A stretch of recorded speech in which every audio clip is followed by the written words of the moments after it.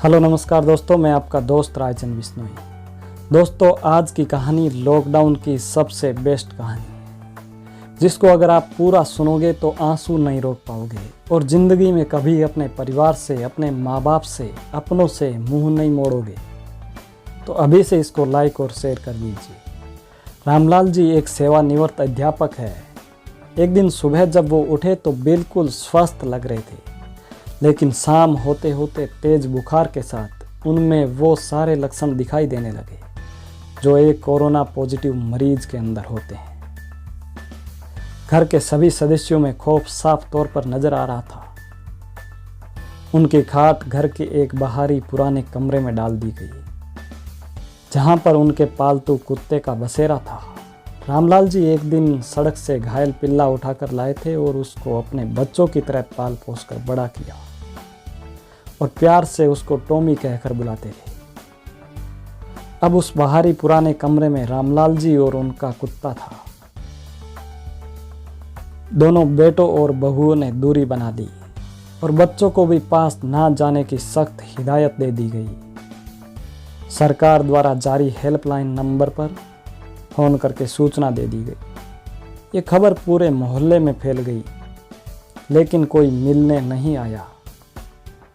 पड़ोस की एक बूढ़ी अम्मा हाथ में छड़ी लिए, मुंह पे साड़ी का पल्लू बांधे आई और उनके बेटों और बहुओं से कहने लगी, अरे कोई तो इसको दूर से ही खाना खिला दो। हॉस्पिटल वाले तो आएंगे और इसको भूखे को ही उठा के ले जाएंगे, लेकिन पास में कौन जाए। सभी को डर लग रहा था, मानो सभी के पैर किसी खूंटे से बंधे हुए हो। लेकिन वो बुढ़ी अम्मा तो कह रही थी, अरे कोई इसको दूर से ही मुंह बांध के थाली सरका दो। रामलाल जी चुपचाप सारा वार्तालाप सुन रहे थे और कांपते हुए होठों से कहा, कोई मेरे पास न आए तो अच्छा है, और वैसे मुझे भूख भी नहीं है। उनकी आंखें नम थी। इतने में एम्बुलेंस आ गई और रामलाल जी को एम्बुलेंस में बैठने के लिए बोला गया। रामलाल जी घर के दरवाजे तक गए और पलटकर घर की तरफ देखने लगे। पोते पोती बालकनी में मुंह पे मास्क लगाए खड़े दादा को निहार रहे थे। उनके पीछे दोनों बहुएं खड़ी थी, सर पे साड़ी का पल्लू लिए। दरवाजे से दूर दोनों बेटे बरामदे में खड़े थे।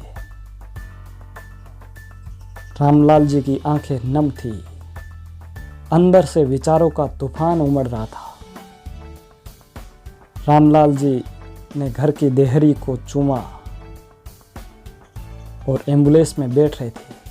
पोतो पोती ने हाथ हिलाकर टाटा बाय बाय कहा। एक क्षण तो उन्हें लगा कि जिंदगी ने अलविदा कह दिया है, लेकिन रामलाल जी उस देहरी को चूम के एम्बुलेंस में बैठ गए। उनकी आंखें लबालब थी।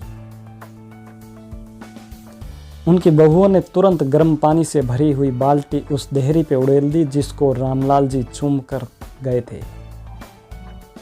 इसे तिरस्कार कहो या मजबूरी, लेकिन ये दृश्य देखकर कुत्ता भी रो पड़ा और उस एम्बुलेंस के पीछे चल पड़ा जो रामलाल जी को हॉस्पिटल लेके जा रही थी।